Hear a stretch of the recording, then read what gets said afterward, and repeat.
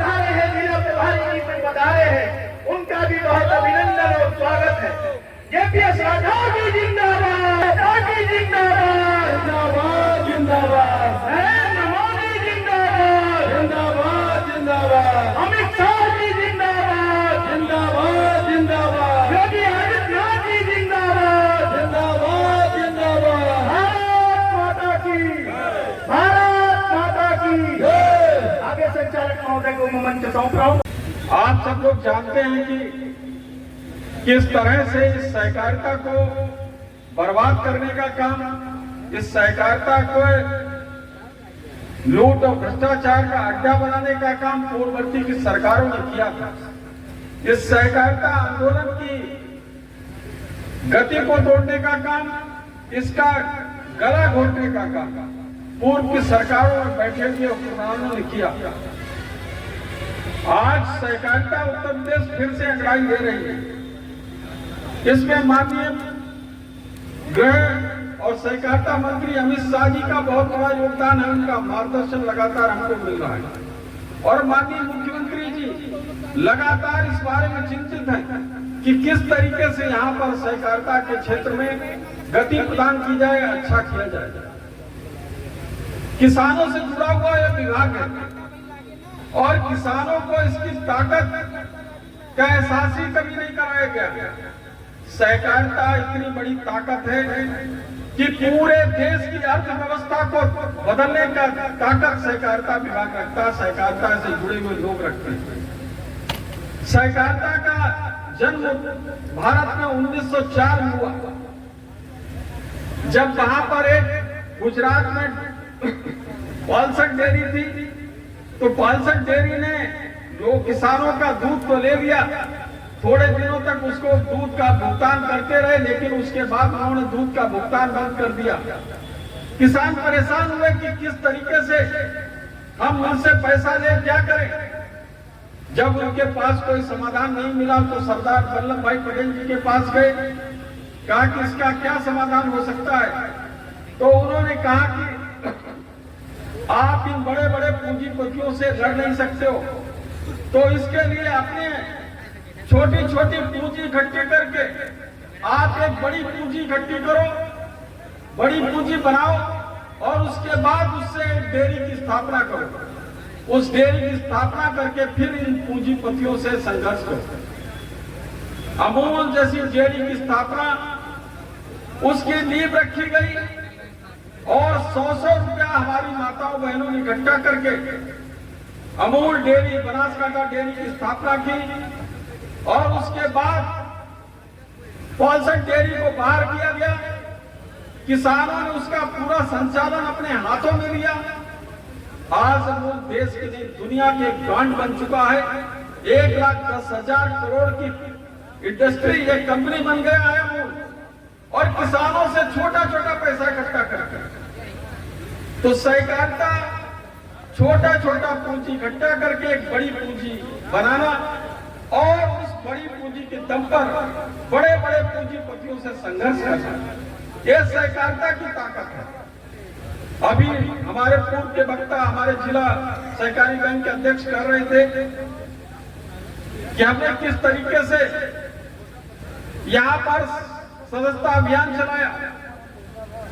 एक महीने में 30 लाख नए से अभी भी शक्तियां ऐसी लगी हैं, उनको लग रहा है कि हमने एक बार जैसे जनता को मूर्ख बना दिया, खटाखट योजना के नाम पर या संविधान के नाम पर, हम फिर से इनको मूर्ख बना लेंगे। मैं उन लोगों को बताना चाहता हूँ, ये काट की हांडी बार बार नहीं चढ़ती। एक बार तो तुमने चढ़ा ली, अब जनता समझ चुकी है। अब भारतीय जनता पार्टी के कार्यकर्ता भी सतर्क है। अब इनके झूठ का पर्दाफाश करने के लिए गांव गांव गली गली जाएंगे, सबको समझाएंगे इनके फेरे में मत आना भैया। ये खटाखट योजना केवल मुंह पर बताएंगे चुनाव से पहले और उसके बाद भूल जाएंगे, भाग जाएंगे। किस तरीके से कांग्रेस पार्टी के कार्यालय पे लोगों ने, महिलाओं ने लाइन लगा लगा करके भैया खटाखट योजना को पैसा दे दो, फॉर्म भरवाया था तुमने, अब इस पर पैसा देना शुरू करो। भाग गए सब कार्यालय बंद करके। और आगे आने वाले समय में यहाँ पर भी आप सब लोगों को पूरा इन लोगों को जवाब देना है। और जिस तरह से यहाँ पर मर्यादा पुरुषोत्तम प्रभु श्री राम का मंदिर बना है, 500 साल का संघर्ष आप सब लोगों ने झेला है, और इस संघर्ष की उपलब्धि के रूप में आज जो लोग कहते थे कि वहां पर मंदिर नहीं बन सकता है, आज मर्यादा पुरुषोत्तम प्रभु श्री राम का गगनचुंबी इमारत जैसा मंदिर देखकर ये लगता है कि हमारी विरासत क्या थी, हमारा इतिहास क्या था, हमारा गौरवशाली इतिहास अतीत क्या था। आज फिर वही अतीत हमको याद दिलाया जा रहा है, और उस अतीत के दम पर ये भारतवर्ष फिर से आगे बढ़ेगा। मोदी जी के नेतृत्व में पूरा मोदी जी के नाम का डंका पूरी दुनिया में बोल रहा है। आज पाकिस्तान जो कभी हमको बार बार धमकियां देता था, आज पाकिस्तान के हुक्मरान चिंतित है कि पता नहीं मोदी जी की कब दृष्टि इधर घूम गई, कब क्या बवाल हो जाएगा। जो पाकिस्तान हमको 2014 से पहले रोज रोज धमकियां देता था कि हमारे पास में एटम बम है, हमारे पास में एटम बम है, अगर तुम कुछ करोगे तो एटम बम चला देंगे। 2014 के बाद जब 56 इंच के सीने वाला प्रधानमंत्री बना, उसके बाद से एटम बम की धमकी बंद हो गई। अब नहीं कहता पाकिस्तान कि हमारे पास एटम बम है।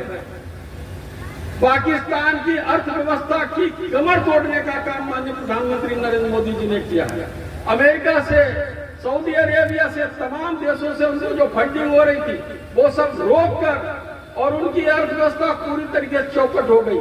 जिन आतंकियों के हाथों में पाकिस्तानी AK-47 हुआ करती थी और वो आके यहाँ पर हमारे निर्दोष नागरिकों को मारने का काम करते थे, वो पाकिस्तानी आतंकवादी तय करते थे कि हमको हिंदुस्तान में जाकर जम्मू कश्मीर में लोगों को मारना है, कि दिल्ली में मारना है, कि अयोध्या में जाके मारना है, कि रामपुर में करना है घटना, कि संकट मोचन में करना है, कि नागपुर में करना है, कि मुंबई में करना है। मुंबई की वो रेलवे स्टेशन की घटना, जब अफजल कसाब नाम का आतंकी आता है और तड़ करके गोलियां चलाता है, हमारे देश के तमाम नागरिकों को मारने का काम करता है, प्लेटफॉर्म पूरा खून से लथपथ हो जाता है। उसके बाद वो आतंकी ताज होटल में जाते हैं, वहां पर तमाम हमारे देश के विदेश के नागरिकों को मारने का काम करते हैं, ताज होटल में आग लगाने का काम करते हैं। ताज होटल के उठती हुई वो आग की लपटें और धुआं जब जहन में कौनता है तो लगता है कि हम किस देश में रह रहे थे। इस अराजकता से, इस आतंकवाद से लड़ने का काम, इसको नेस्तनाबूद करने का काम, इसका खात्मा करने का काम देश के प्रधानमंत्री माननीय नरेंद्र मोदी जी ने मित्रों किया है। जिन आतंकियों के हाथों में AK-47 हुआ करता था, आज उन्हीं आतंकियों के हाथों में कटोरा थमाने का काम माननीय नरेंद्र मोदी जी ने किया है। वो एक एक रोटी की तो भीख मांग ही रहे हैं, अपनी जान की भी भीख मांग रहे हैं कि किसी तरीके से हमारी जान बची रहे। मित्रों, आगे आने वाले समय में यहाँ पर मिल्कीपुर विधानसभा का चुनाव है।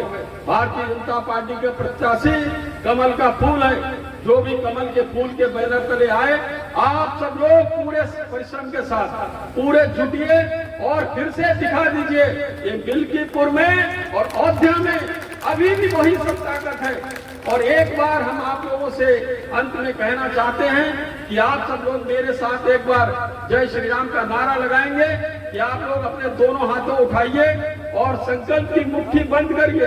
आप अपने दोनों हाथों उठाइए, सभी लोग दोनों हाथों उठाइए, संकल्प की मुट्ठी बंद करिए और मेरे साथ बोलिए जय श्री राम।